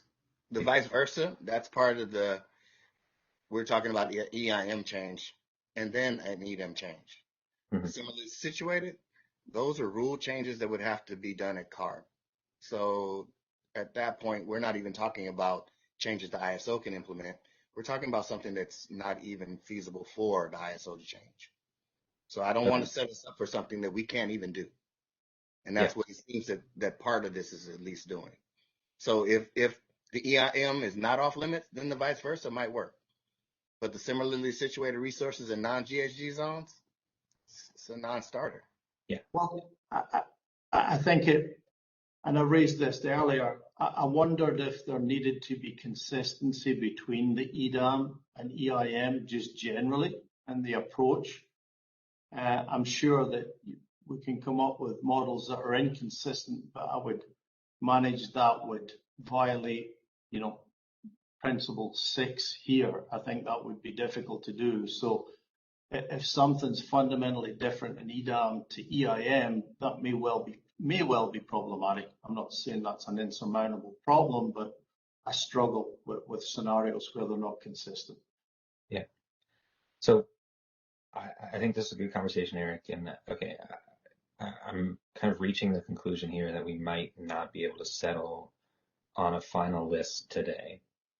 But I also am feeling that today's conversation has been productive. So I'm a little conflicted. Let me shoot over. I think it's definitely been productive, and it's good to hear the different viewpoints of how people see these issues. Because I'm within California and I have to deal with these issues, it's one thing. But I also understand, and I even understood why FERC made it to where you had to be able to, the ISO had to make it to where they could opt out of sending it to California. Yeah. That was understandable. But once we start looking at this, I just wanted to make sure that, again, what we're talking about is feasibility on 6. And if we make 3 to where it's not feasible, we're shooting ourselves in the foot. Understood. So somebody from the ISO who's been dealing with this issue a lot is Brad. So I want to give him a second. But then Commissioner Rendall is next. And then we have Todd and Mary after that. And I'm going to have to cut the conversation after those folks have spoken so that we can give sufficient time to the end of the meeting where we can wrap up and talk about next week. So thank you, Stuart and Eric. I thought that was a really good conversation. And Brad, do you have anything you want to weigh in on this aspect here? Yeah, Brad Cooper, ISO. You know, I think one thing we need to keep in mind is that we need to be consistent with ARB regulations. Not that, you know, I imagine ARB will, you know, is willing to work with us to make needed modifications, but you know, pseudotypes aside, this, you know, which is kind of a nuanced issue, this vice versa, and I think Claire suggested this, and she can correct me if I'm wrong because my connection was cutting out, but it sounded like we were suggesting that somehow that a generator in California, not a pseudotype, but just a generator in California that's deemed to be exporting would then not get a GHG allocation. And, you know, that's not something we can do in this EDAM design. That's fundamental California GHG regulation. So I think we should be mindful of that. And I apologize that that's not what people meant, but this vice versa on 3 reads like that to me. That's what it implies to me.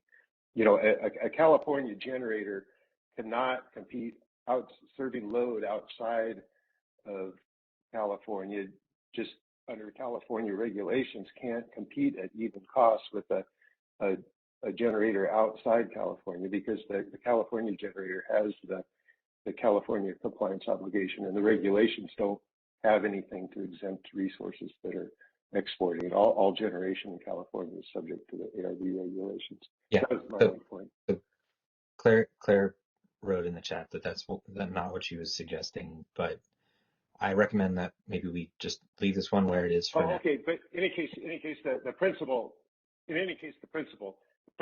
reads like that to me. Understood. So let's leave this one for now. You know, I want to give the folks that I mentioned earlier a chance to speak. So Commissioner Rendall, can you please unmute yourself and let us know your thoughts?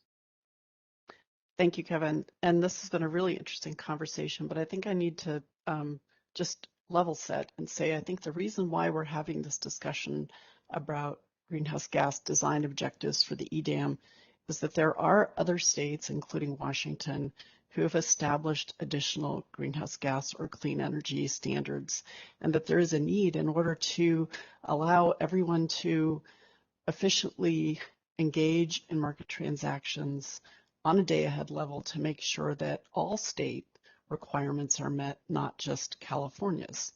And so it's, yes, we have to consider CARB, but we also have to consider what other states are doing so that we don't draw walls around any particular state.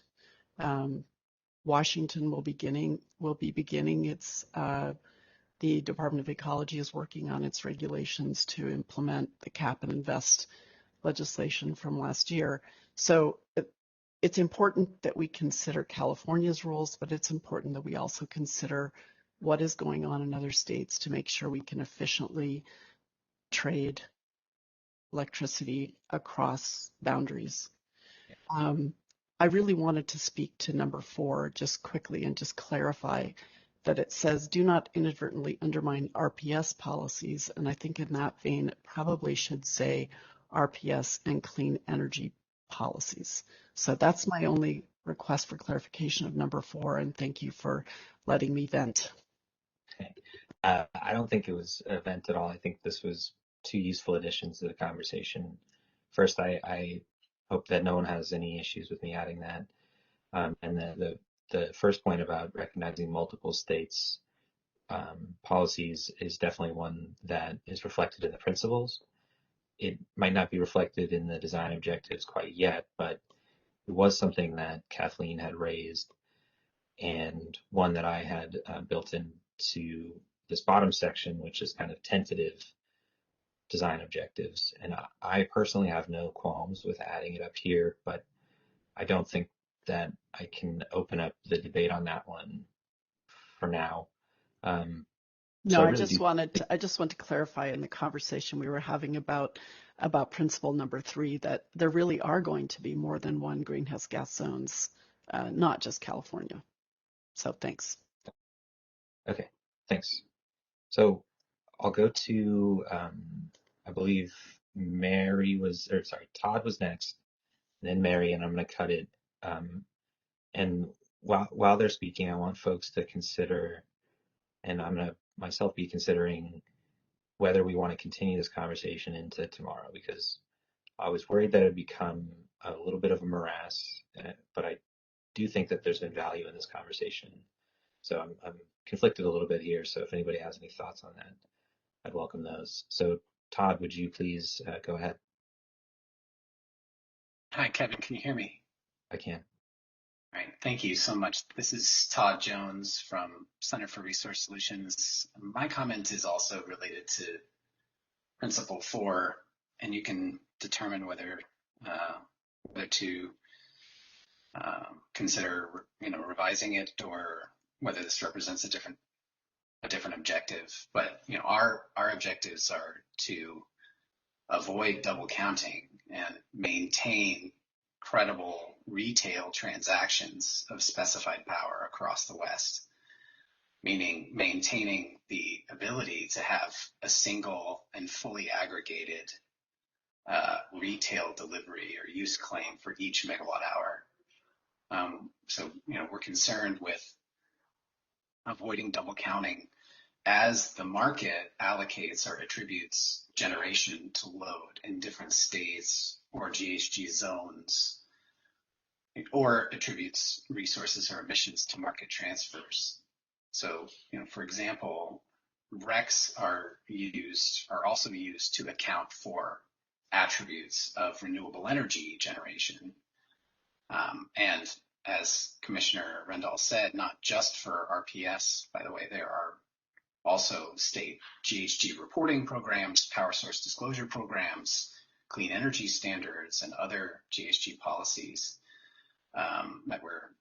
that rely on RECs and that would potentially be affected by GHG attribution in EDAM. So one thing to consider under this objective is how to ensure that GHG attribution in EDAM, both to states and GHG compliance zones using something like a bid adder and for market transfers, does not ignore RECs where they have been created, and how to achieve coordination between the GHG attribution systems and mechanisms in the market and REC tracking systems. So I'll leave it there. Thank you. Thanks, Todd. I do think elements of what you mentioned were what was intended in this design objective, but I don't want to speak for the broader community. So I think maybe we want to save that conversation for a future date, but thank you for your input. Let me give Mary the last comment, and then I'm going to have Brian just take over and give a little bit of recap, and then we'll talk about what next Tuesday's meeting looks like. So Mary, you have the floor. Hopefully it's brief and we can give us a chance to wrap up. So thanks. Thanks, Kevin. And I will attempt to be brief. So I do have a number of different comments. So I'll try to go through them as quickly as possible. First off, just to respond to what Todd was just saying, I do think that it's really important, and maybe we do need to kind of make this fourth one more broad in terms of considering sort of how energy is tracked in other contexts. I do think it is problematic if you have one method of attributing greenhouse gas or attributing resources to load in EDAM and another method that adopted somewhere else, either in a REC tracking system or in a bilateral market or anything else. And I think we really need to question whether or not we want the market to actually do that attribution in the first place for that reason. Mm-hmm. Second, I just wanted to comment on the conversation around number 3, and we don't have time to rewrite it now, but it does seem like it might need some rewriting. I agree with the comments that I can't remember where he was from, gentleman was making about the vice versa addition. I do agree that's problematic from a state policy perspective. And so maybe there's some way to sort of rewrite this to talk about how resources are treated consistent with, state and federal law, as well as sort of competition principles. I think that gets also to kind of what Dave Rubin was mentioning, also with respect to kind of FERC standards around how similarly, how resources are treated in the market. So we may be able to kind of rewrite that to couch it in that context, mm-hmm. Rather than define it as, kind of how we have it here. Yeah. The last comment I just wanted to make was on number 6. I do think it might be good to add simplicity in there. If we say, balancing precision and implementability, maybe it's easier than saying implementation, feasibility, and then simplicity. I also think needs to be a balance. I think implementability and simplicity are related, but not the same. And so I think to me, all of those things have to be balanced into a workable solution. Let me add that. Okay. And then I just have one more question, very brief. I just really also want to emphasize what Commissioner Rendall was saying about us not getting, so completely focused on California's program. Washington is in the midst of developing a program. It's going to be very different in terms of, the rules are going to be similar or likely to be similar, but from a technical perspective, Washington is differently situated than how the CAISO BA is situated. There's multiple BAs in Washington, unlike kind of a single CAISO BA. So I think we really cannot lose sight of, not just Washington, but also, multiple states across the West, and this needs to be balanced beyond just kind of meeting what California's requirements are. Okay. And I'll stop there. Thank you. Thanks, Mary. Brian, before I let you go, I do think that there's value, and I hope folks agree that there's value in continuing this discussion on Tuesday, because I think we've made some good progress and had some good dialogue and allowed, folks like Eric to share their perspective, as well as folks like Stuart to share theirs. So I am going to recommend that we spend 30 minutes of Tuesday's meeting trying to finish this list. And in the meantime, I'll ask you folks to chew this over, and I'll get this posted onto the website. I'll get this posted and ask for folks to propose some revisions so we can have a good starting point for next week's discussion. Brian, do you want to do a little bit of recap of what we covered today, and maybe turn it back to Christina to wrap? Yeah, sure. Thanks, Kevin. So I'll be brief. Certainly not going to get into all of the details that were discussed. A lot of good ideas expressed.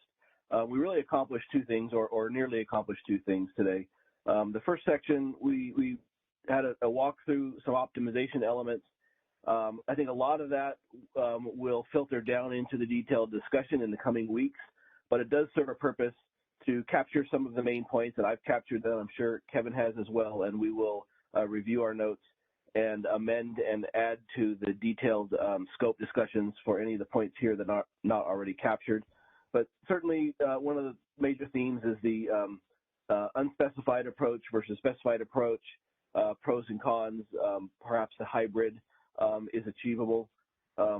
Looking at what we're doing in EIM now, what's working, what's not working, the real-time market specifics versus a day ahead might provide some extendability or limits to the extendability. So those are some of the discussions there. Again, the result of that discussion will really yield some more detailed notes in the scope discussion items that we've posted and we'll continue to revise. The next topic, which I think we nearly completed, but as Kevin said, we'll give another 30 minutes to next Tuesday, trying to revisit and refocus the objectives. Certainly a lot of it focusing around number 3. That's probably the biggest one, but then some other items as well. So again, I'm not going to get into the details there, but a lot of that will filter down also into the detailed scope discussions in the coming weeks. And any of the items discussed here that aren't already captured queued up for our discussion, I'll work with Kevin to make sure that we don't have any gaps there. And with that, I'll kick it back to Christina.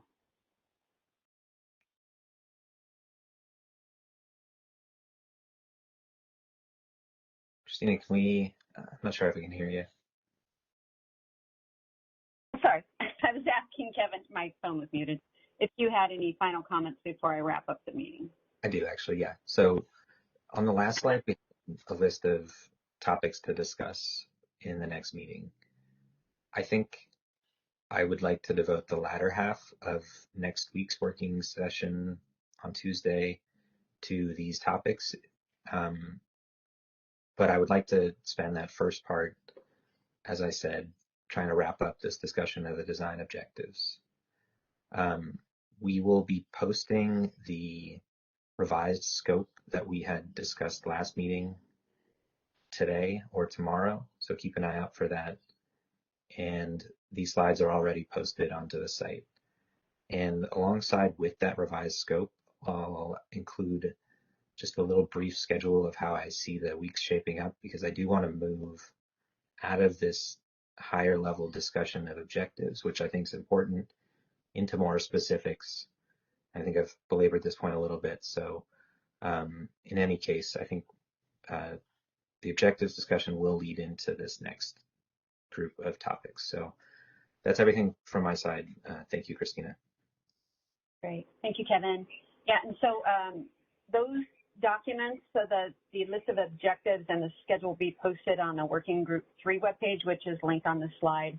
And then again, if you want to submit any inquiries or if you would like to present it at a future meeting, there is a link on this slide, the third bullet down. Go ahead and submit those using that link, and we'll reach out to you and coordinate those details. So thank you all very much. Good discussion today. We really appreciate it. And can I ask one more question? Sure, go ahead. It's a process question, and it's actually a request. To the extent feasible, and I realize you guys are juggling multiple different things here and are having to adjust your planning as you go along. But this process is going to move fairly quickly, and all of us, I suspect, have to go back and coordinate with others in our organizations who are also involved in other working groups or following state policy processes. To facilitate our ability to be in a position to be able to have substantive reactions to these conversations, it would be very useful if you could give us a schedule that looks out a couple of weeks. And I recognize that that might change, but even particularly when we start getting into these presentations of different perspectives, if we could have, a 1-sentence description of what the presentation will entail or type of approach, that'll make it easier for us to be prepared to give reactions. Thank you. Yeah, and I'll include that in the bottom of the revised scope document that we're going to post, or maybe I'll even post it as a separate document. And as you said, it might continue to shift as we go along. So point taken, and thank you for the suggestion. Kevin, real quick on that, Vijay from WRA, I think if there are some items that may require resolution that is impinging or impacted by the other, like transmission, more importantly, it would be great to also have some kind of a placeholder or an asterisk on that, just as a food for thought, because when the first EDAM session started, there was a recognition of the fact that there may be some overlap or interaction effects between the couple of different streams. So to build on, I think Kathleen's comment, that's my other 2 cents to add. Thank you. Great, thank you. Great. Well, thank you all very much. Enjoy the rest of your day. Have a great weekend ahead. Thank you very much. Ladies and gentlemen, this concludes our webinar. Thank you for using Event Services, and you may now disconnect.